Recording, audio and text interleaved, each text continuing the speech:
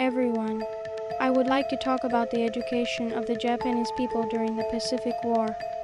This might also speak to deep mind control. You may have mentioned this period in a history lesson you learned in school, but the reality was much more serious and much more deeply rooted. Let's delve deeper into how education at that time dominated people's minds and became a force behind the war with specific examples. Education of the war as a righteous act. Japanese education during the Pacific War changed dramatically to support the wartime regime. All of us were manipulated in school to be in favor of the war. People who oppose the act of killing people and war are. I was persecuted and labeled as a non-national, a person who was not righteous to the nation of Japan. Now I'm going to touch on a few things about the pre-war education system. As you know, pre-war Japan adopted the Western education system to promote modernization. In the 1930s, however, with the rise of militarism, education changed dramatically. Just as the subjects you study in school changed, the curriculum changed drastically in Japan at that time. A specific example is the subject Shoshin. This was part of moral education and was intended to foster loyalty to the emperor and patriotism.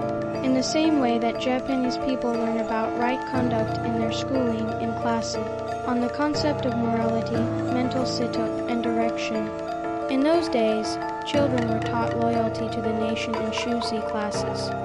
This subject is the basis of Japanese values and etiquette as felt by Japanese citizens in their daily lives. Physical education in schools has also changed dramatically.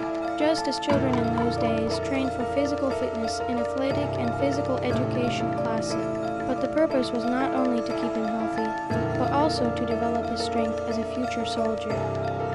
For example, long-distance running, judo, kendo, etc. were trained and Japanese children were educated to prepare for war. Furthermore, wartime education was based on the imperial rescript on education.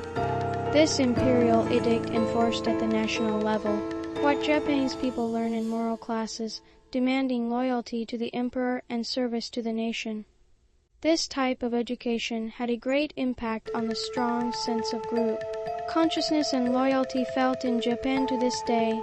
Mind control techniques. Wartime education was not just the mere transmission of knowledge, but also the use of clever mind control techniques. For example, just as you get information through TV and the internet in your daily life, Japanese people at that time also received information through newspapers and radio. But the information was government censored, a piece of propaganda, and manipulated information. A specific example is the wartime radio broadcasts. Just as you check the news every morning, Japanese people at that time listened to the war situation and government announcements through the radio. But its content justified the war and boosted national morale. For example, reports of battle results emphasized only the victories of the Japanese forces, while defeats in difficult situations were covered up. Propaganda also took place in the educational field. For example, children of that time were also taught the justification of war through textbooks. Many stories were published celebrating war heroes and war achievements, and children naturally developed a positive attitude toward war. Isn't the current war in Ukraine-Russia a similar situation? I am not a party to it. However, when I saw an interview with a refugee who was forced to leave his home country to live in Japan, I felt something unspeakable and uncomfortable that was difficult to convey. It was the kind of interview where you are looking for justification for people dying in war, like you have to seek it.